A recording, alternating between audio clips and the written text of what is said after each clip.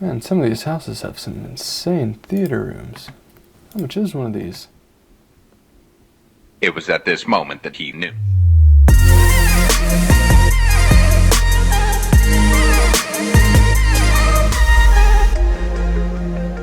Thanks for joining in today, and welcome if you're new. To everyone else, I'd like to say, thanks for watching, Mom. We can't all afford a big nice house with a dedicated theater room, so utilizing a living room while keeping the setup fairly minimal was a pretty good option for us. And I'm really excited for this video because home theaters are a passion of mine. At this point, I have built 4 theater rooms in different homes we've lived in, and each was a little different and unique. But I always get super excited when I get to build a new one. So I'm going to break down this budget DIY theater setup and show you how you can do something like this too.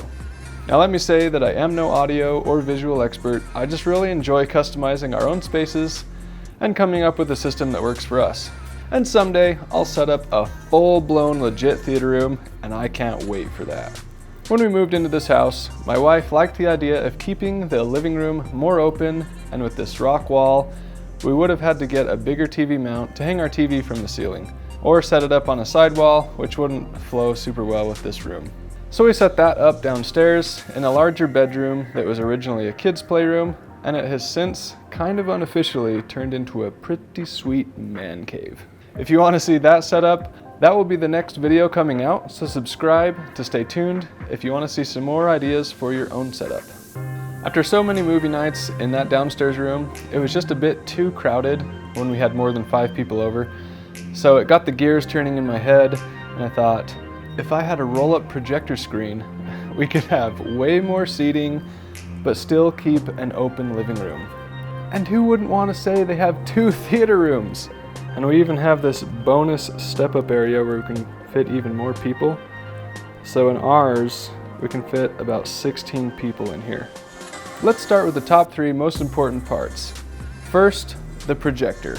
Now since we have a nice OLED downstairs, I wasn't looking for anything too crazy with this projector. I wanted it to have a 16:9 ratio, be at least 1080p, and be fairly bright. In one of my earlier setups, I had a more budget-friendly projector, and it wasn't super bright, so we had to have all the lights off and windows blacked out to have a good movie experience, which got a little tedious after a while. So I've got the Epson 1060 home cinema projector, which at this point that one's been discontinued, but I'll link the one that replaced it with all the same specs.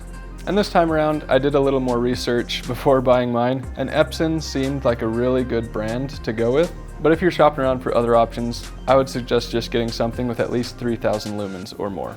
And one negative to be aware of with this projector is that I had to buy an audio converter to plug in the sound system. But that's the only negative thing I have to say about it, and I'll get into those details as we go.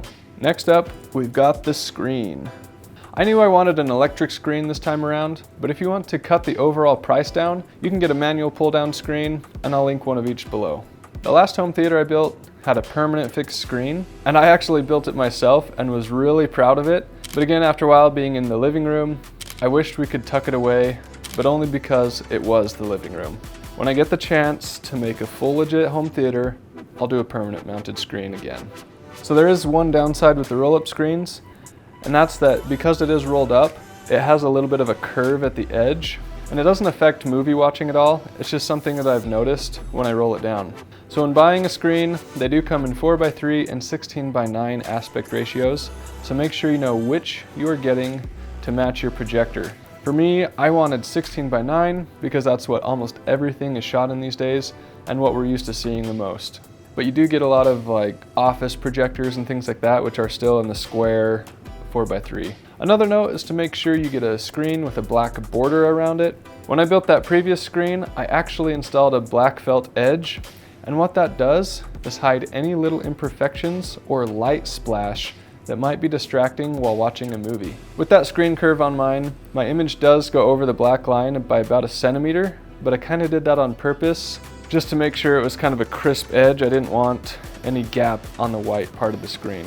Another note with my screen is I bought one with some extra slack at the top. So if there had been an issue with how long the projector mount was, or if I needed to move this to another room and it doesn't quite line up the same as it has here, that gives me some slack rather than having to get a whole new projector mount. So this is a 110-inch screen, and pretty common sizes are 100, 110, and 120 inches. And let me just say, it's pretty awesome playing Mario Kart on a 4-way split screen when the screen is 110 inches. Moving on to the third biggest part is the sound system.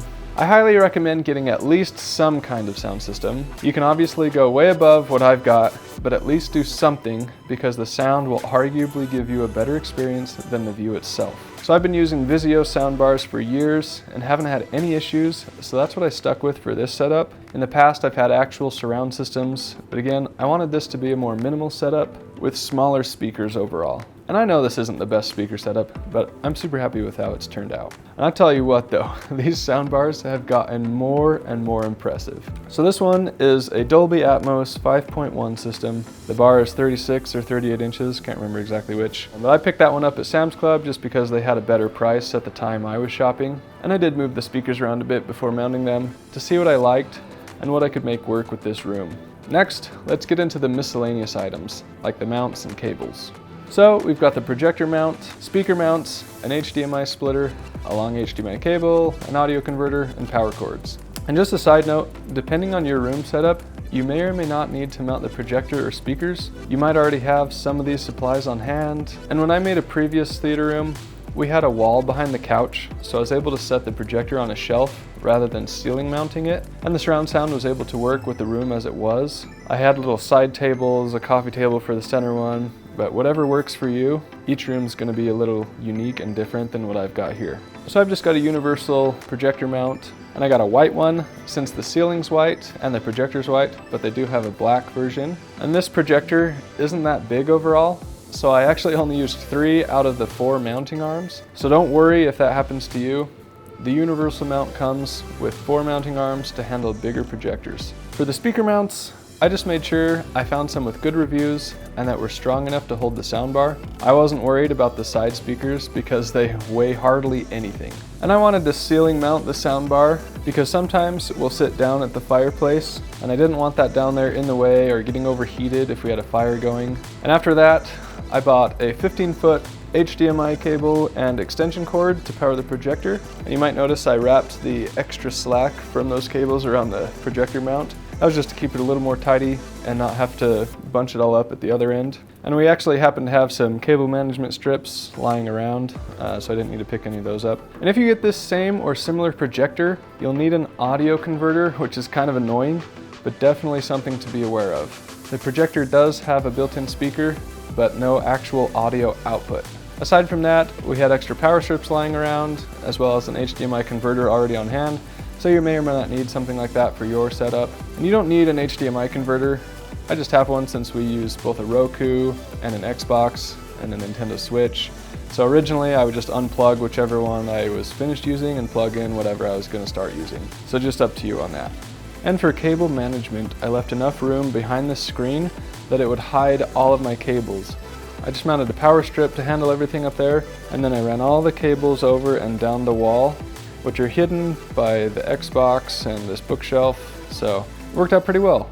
And being the living room, we already had curtains, so I didn't worry about those. But one thing I did do to take care of the front door, which has a window in it, was I bought a super cheap, it was like a 75 cents or something, this little black foam board just at Walmart in the craft section, and I cut it to match the window. Then I stuck some magnetic tape on the door window along with the board, and now I can just pop that in the window to cover it if it's still too bright out. The last thing to cover would be streaming stuff. We've got a Roku and an Xbox. We just stream on the Roku or play Blu-rays or DVDs on the Xbox. On the off chance that you need something like that, I'll link the Roku. I really like it, but I assume everyone's already got streaming devices these days. So, getting to our grand total, if you had to buy every item I've got in my setup, that comes in right around $975, which kind of blows my mind that you can get a setup like this for some serious movie nights for $1,000 or just under. And so there you have it. I hope this has been helpful. Let me know what you think about this setup or what you look forward to doing in your own. And if you want to see that game room man cave setup I've got, make sure to subscribe and I'll see you there. And make sure to comment down below that our fireplace is off center, because I won't know unless you tell me.